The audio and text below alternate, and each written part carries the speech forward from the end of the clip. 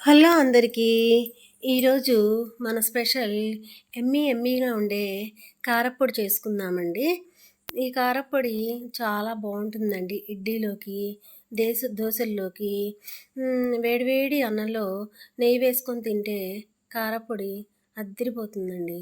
దీనికల్లా ఒక కప్పు మినపగుళ్ళు, ఒక కప్పు పచ్చిశనగపప్పు, 4 స్పూన్లు ధనియాలు, 2 స్పూన్లు జీలకర్ర, 2 గుప్పెళ్ళు కరివేపాకు, 120 గ్రాములు ఎండుమిర్చి, ఒక నిమ్మకాయ సైజు అంతా చింతపండు. ఇవండి దీనికి కావాల్సిన ఇంగ్రీడియంట్స్. ఇది మామూలుగా మనము బంగాళదుంప ఫ్రై, చామదుంప fry, capsicum recipe, cabbage recipe,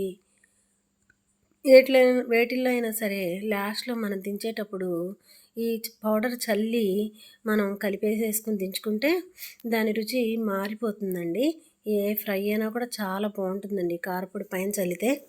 అప్పుడు మనకి కావాల్సిందల్లా దీనికి ఫస్ట్ నేనైతే ఎండుమిర్చి, కరివేపాకు ఫస్ట్ ఎండుమిర్చి వేయించుకున్నానండి. కొంచెం నూనె వేసి ఆ తర్వాత కరివేపాకు వేసాను. ఆ తర్వాత దానిలోనే రాళ్ళ ఉప్పు కూడా వేసేసానండి. అది అయిపోయిన తర్వాత మళ్ళీ బాండీ పెట్టి కొంచెం నూనె వేసుకుని ఒక కప్పు పచ్చిశనగపప్పు వేసానండి. 2 మినిట్స్ అవ్వకముందే మినపగుళ్ళు కూడా వేసేసాను. పచ్చిశనగపప్పు కొంచెం ఎక్కువ టైం తీసుకుంటుందండి వేయించుకోవడానికి.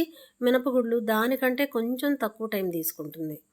కాబట్టి గ్రాడ్యువల్గా 1 బై 1 వేసుకుంటూ వచ్చానండి. ఆ తర్వాత వచ్చి ఇంకా ఫ్లాక్స్ సీడ్స్ వేసానండి. ఈ 2 కొంచెం బ్రౌన్ కలర్కి వస్తాయి అనగా ఫ్లాక్స్ సీడ్స్ వేసాను. ఆ ఫ్లాక్స్ సీడ్స్ కూడా చిటపట అన్న తర్వాత మనం ధనియాలు 4 స్పూన్స్ తీసుకున్నాం కదండి, ధనియాలు వేసాను. ఆ ధనియాలు కూడా కొంచెం అరోమా రాగానే జీలకర్ర వేసాను. జీలకర్ర కూడా అయిపోయిన తర్వాత మనం నిమ్మకాయ సైజు అంత చింతపండు పక్కన పెట్టుకున్నాం కదండి, ఆ చింతపండు కూడా వేసాను. వేసి అన్నీ మిక్సీ జార్లోకి వేసుకుని గ్రైండ్ చేసుకున్నాను. చూసారుగా మిక్సీ జార్లో కలర్ ఎలా వచ్చాయో అవి. ఆ కలర్ అలా రావాలండి. ఏ మాత్రం కూడా కలర్ మారాయి అంటే టేస్ట్ మనకి మారిపోతుందండి. అసలు రుచి బాగోదు.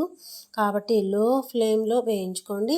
అప్పుడే మనకి అరోమా అంతా పప్పుల్లోంచి విడుదలవుతుంది.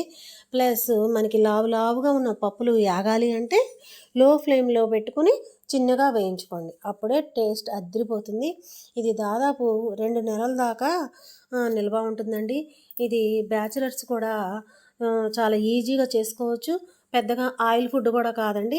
ఆరోగ్యానికి కూడా చాలా మంచిదండి. ధనియాలు, జీలకర్ర ఇవన్నీ పప్పులు ఇవన్నీ ఆరోగ్యానికి మంచిదండి. ముఖ్యంగా ఫ్లాక్స్ సీడ్స్ ఇవన్నీ హెల్త్కి చాలా మంచిదండి. మనకి జ్వరం వచ్చినప్పుడు, నోరు అసలు బాగోనప్పుడు ఈ కారపొడి వేసుకొని వేడివేడి అన్నంలో తింటూ ఉంటామండి. అప్పుడు మనకి ఆయిల్ ఉండదు కదండి, హాయిగా హ్యాపీగా డైజెస్ట్ ప్రాబ్లం అస్సలు ఉండకుండా హాయిగా ఉంటుందండి. బాగా మంచిగా అరిగిపోతుందండి కారపొడి. పొట్టకు సంబంధించిన సమస్యలు కూడా ఉండకుండా హాయిగా ఉంటుందండి. అలా మనం ఇంకా ఉప్పు కారం సరిపోయిందని టేస్ట్ చూసేసి సీసాలో పోసేసుకోవటమేనండి. గాజు సీసా కడుక్కొని దానిలో పోసేసుకొని నిల్వ పెట్టుకోవటమే. రెసిపీ అయితే అయిపోయిందండి.